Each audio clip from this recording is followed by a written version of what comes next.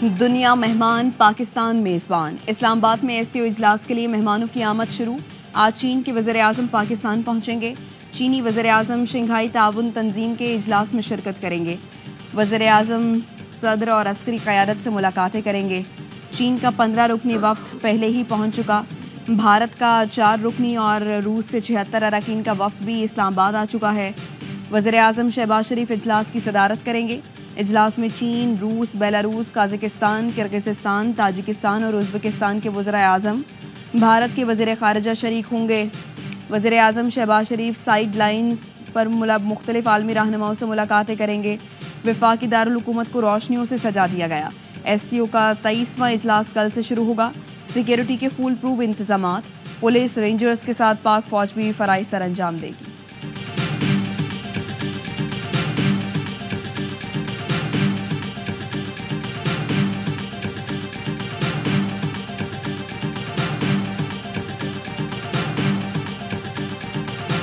اپنے مہمانوں کو ویلکم کرنے کے لیے پوری تیاری میں ہیں۔ انڈیا کے وزیر خارجہ شرکت کریں گے۔ کچھ ممالک نے بائی لیٹرل میٹنگز بھی مانگی ہیں پاکستان سے وزیر اعظم سے ملنے کے لیے، جو کہتے تھے کہ سفارتی طور پہ تنہا ہو چکا ہے، وہ آج ری اسیس کریں کہ آج پاکستان کدھر کھڑا ہے۔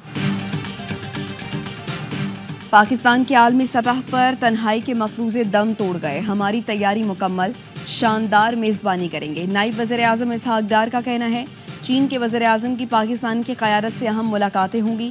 روسی وزیر اعظم نے سائیڈ لائن ملاقات کے لیے وقت مانگا ہے۔ بھارتی وزیر خارجہ کی طرف سے ملاقات کی کوئی درخواست موصول نہیں ہوئی۔ سوشل، اکنامک، کلچر اور انسانی حقوق کے معاملات بھی ایس سی او ایجنڈے میں ہیں۔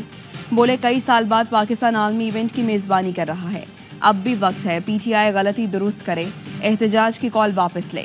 ایس سی او ناکام بنانے کی کوشش کی جا رہی ہے۔ ایس سی او کانفرنس کے بعد مزید ایونٹ بھی ہوں گے۔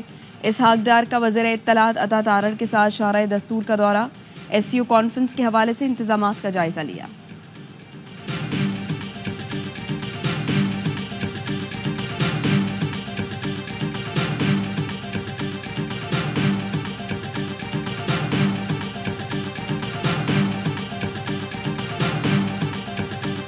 مولانا صاحب نے ہمارا رابطہ کیا تھا، تو انہوں نے کہا کہ یہ مؤخر کریں، یہ ہماری مہمان ہیں، لیکن ہم نے صرف ایک ہی مطالبہ کیا ہے کہ دیکھیں ہمارا لیڈر ہے کہ ہمیں اس کی صحت کے حوالے سے تشویش ہے۔ جو ایسا ڈاکٹر ہو جس کی کریڈیبلٹی ہو، یا جو اس کا پرانا ڈاکٹر ہے وہ اس کا وزٹ کرے، وہ نان پولیٹیکل ہوتا ہے۔ مولانا فضل الرحمان نے بھی پی ٹی آئی سے احتجاج مؤخر کرنے کی اپیل کر دی۔ مولانا کا پی ٹی آئی رہنما اسد کیسر سے رابطہ، ایس سی او اجلاس کے دوران احتجاج نہ کرنے کا مشورہ دیا۔ اسد کیسر نے بتایا جے یو آئی سربراہ فضل الرحمان اور نائب امیر جماعت اسلامی لیاقت بلوچ کا فون آیا تھا۔ دونوں رہنما ہمارے لیے محترم ہیں۔ آج پارٹی میٹنگ میں 15 اکتوبر احتجاج پر حتمی فیصلہ ہوگا۔ بولے بانی پی ٹی آئی تک ڈاکٹرز کو رسائی دی جائے۔ جیل میں بانی کی صحت پر تشویش ہے، ہمیں مجبور نہ کریں کہ اقوام متحدہ کو لکھیں کہ جبر سے قانون سازی ہو رہی ہے۔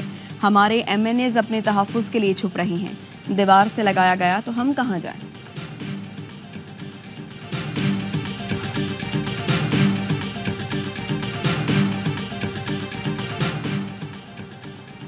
بانی سے ملاقات کراؤ، جان چھڑاؤ، غیر ضروری ضد مناسب نہیں۔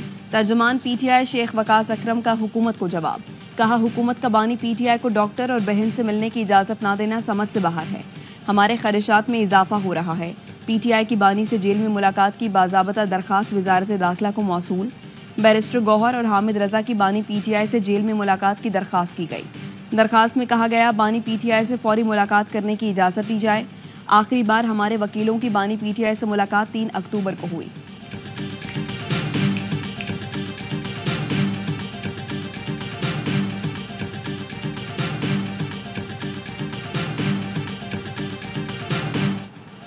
کراچی میں دفعہ 144 کی خلاف ورزی پر پولیس کا ایکشن، احتجاج کرنے والوں کو منتشر کرنے کے لیے لاٹھی چارج اور شیلنگ۔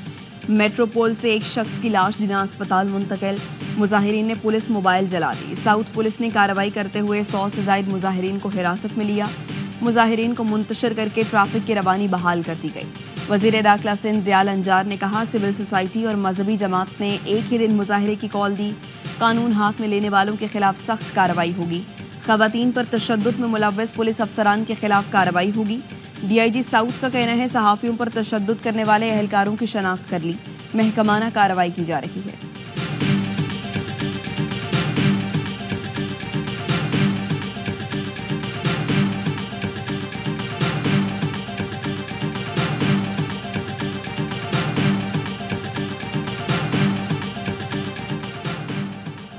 بلاول بھٹو زرداری اور سربراہ نون لیگ نواز شریف میں ٹیلی فونک رابطہ، ملک کی مجموعی سیاسی صورتحال پر گفتگو۔ بلاول بھٹو نے نواز شریف کو JUI سے آئینی ترمیم پیش کر رفع سے آگاہ کیا۔ 26ویں آئینی ترمیم سے متعلق اتفاق رائے پر بھی گفتگو ہوئی۔ چیئرمین پیپلز پارٹی بلاول بھٹو کہتے ہیں ہم کبھی منمانی سے قانون سازی یا آئین میں ترمیم نہیں کرتے۔ 26ویں ترمیم عجلت میں نہیں کی جا رہی، یہ کافی عرصہ پہلے ہونی چاہیے تھی۔ تاریخ ان کے لیے ناگوار ہے، جو سمجھتے ہیں پاکستانی سیاست کرکٹ ورلڈ کپ سے شروع ہوئی۔ جسٹس دوراب کے تجربے نے ثابت کیا آئینی عدالت ملک کی ضرورت تھی۔ 18ویں ترمیم میں 1973 کے آئین کی بحالی میں 30 سال لگے۔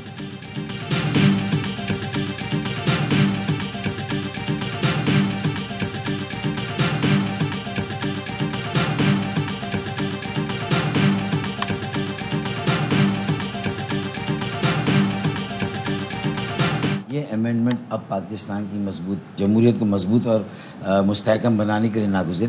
ہماری خواہش تھی کہ اس کو ہم ضم کریں، کلب کریں، اسی والی یہ جوڈیشل ریفارم والے اس بل میں۔ تو آپ کا 26واں ہے، اس کو حکومت اون کرے 27واں۔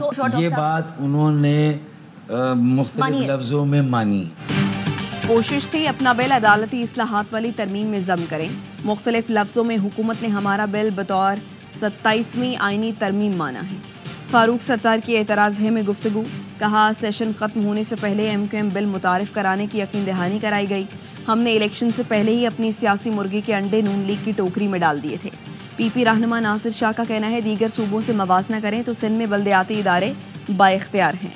بلاول بھٹو آئینی ترمیم پر سب سے مل رہے ہیں اور موقف پیش کر رہے ہیں۔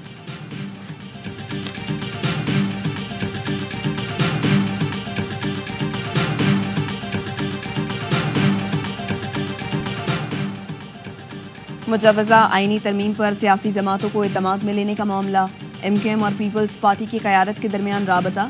ذرائع کے مطابق PP وفد شہری رحمان کی قیادت میں آج MQM کی قیادت سے ملے گا۔ پیپلز پارٹی اور MQM ترمیم کے حوالے سے اپنے نکات سامنے رکھیں گے۔ PP وفاق کے ساتھ صوبائی آئینی عدالت کا فارمولہ بھی سامنے رکھے گی۔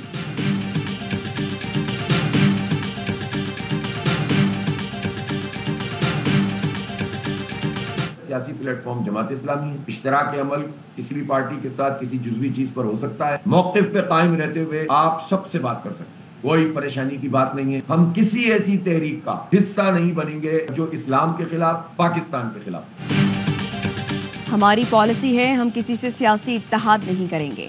امیر جماعت اسلامی حافظ نعیم الرحمان کا موجودہ سیاسی صورتحال پر اراکین سے خطاب، کہا ہم نے مختلف قومی ایشوز پر دوسری جماعتوں سے بات کی۔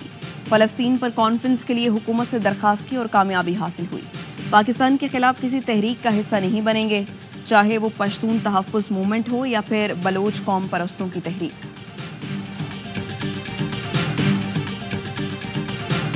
The Chinese SOEs have contributed to the setting up of many dams and hydropower projects even well before CPEC, because China has invested over $20 billion in planned energy projects and therefore transforming the energy landscape of Pakistan. چین کی ترقی دنیا کے لیے مثال ہے۔ چین پاکستان کے توانائی کے شعبے میں اربوں ڈالر کی سرمایہ کاری کر رہا ہے۔ وزیر خزانہ محمد اورنگزیب کہتے ہیں پاکستان کی معیشت مثبت سمت کی جانب گامزن ہے۔ زر مبادلہ ذخائر میں اضافہ، کرنسی میں استحکام آیا ہے۔ وزیر اطلاعات عطا تارڑ کا کہنا ہے پاکستان کی معاشی بہتری میں چین کا اہم کردار ہے۔ CPEC کے اگلے مرحلے کا آغاز کرنے جا رہے ہیں۔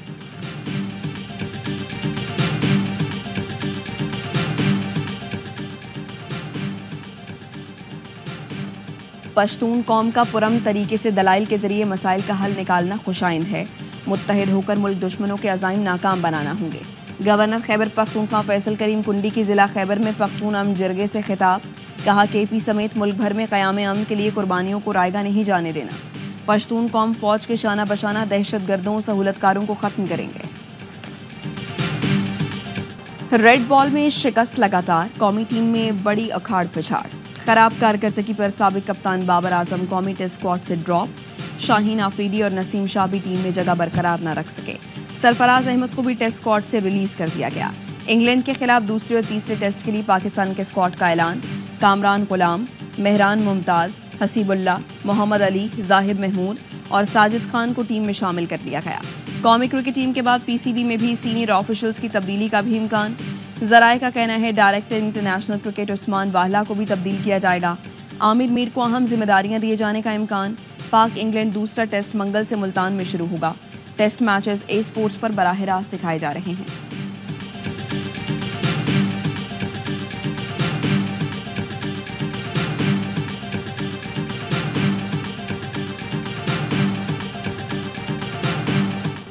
بڑے کھلاڑی کو ڈراپ کرنا بڑا فیصلہ. کپتانی کے بعد بابر اعظم کی ٹیم سے بھی چھٹی. پی سی بی کا کہنا ہے سابق کپتان کو آرام دیا گیا ہے تاکہ مستقبل میں تر و تازہ ہو کر ملک کی نمائندگی کر سکے. بابر کو ڈراپ کرنے پر فخر زمان خاموش نہ رہ سکے. سوشل میڈیا پر کہا گھبراہٹ میں فیصلے کرنے کے بجائے اپنے کھلاڑیوں کا تحفظ کریں. وراٹ کوہلی پر بھی برا وقت آیا. 3 سال خراب فارم کے باوجود انہیں بینچ پر نہیں بٹھایا گیا. ملک کے بہترین بلے باز کو باہر کرنے سے ٹیم میں منفی پیغام جائے گا.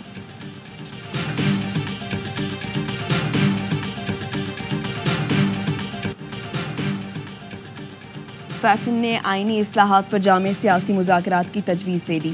فیفن کا کہنا ہے سیاسی عدم استحکام کی وجہ آئینی کمزوریاں ہیں جنہیں فوری دور کیا جائے. اصلاحات کا فوکس بنیادی طور پر پارلیمانی اختیارات بڑھانے پر ہونا چاہیے. آئینی عدالتوں کو الگ کرنے کی دلیل پر اتفاق رائے کے لیے جامع نقطہ نظر پر زور دینے کی ضرورت ہے. آئینی دفاتر کے سربراہان کی تقرری میں عوامی جانچ پڑتال کا فقدان ہے. سیاسی جماعتیں ذاتی اور فرقہ وارانہ اختلافات کو ایک طرف رکھیں. الیکشن کمیشن کو تمام آئینی دفاتر کے انتخابات کی نگرانی کا اختیار دینا چاہیے. آئین آزاد امیدواروں کو جیتنے کے بعد کسی بھی جماعت میں شمولیت کی اجازت دیتا ہے.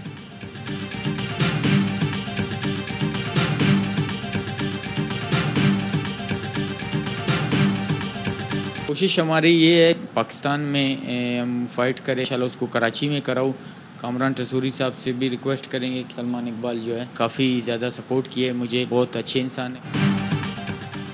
ورلڈ ٹائٹل فائٹ پاکستان میں لڑنا چاہتا ہوں. سی ای او AWAI سلمان اقبال نے ہمیشہ سپورٹ کیا.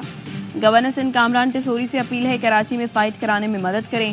قومی باکسر محمد وسیم کہتے ہیں پاکستانی باکسر تھائی لینڈ میں پروموٹر کے ذریعے ہلکے حریف تلاش کرتے ہیں تاکہ آسانی سے ٹائٹل جیت سکیں. ان نازک صورتحال ہے جس سے ملک کی بدنامی ہو سکتی ہے.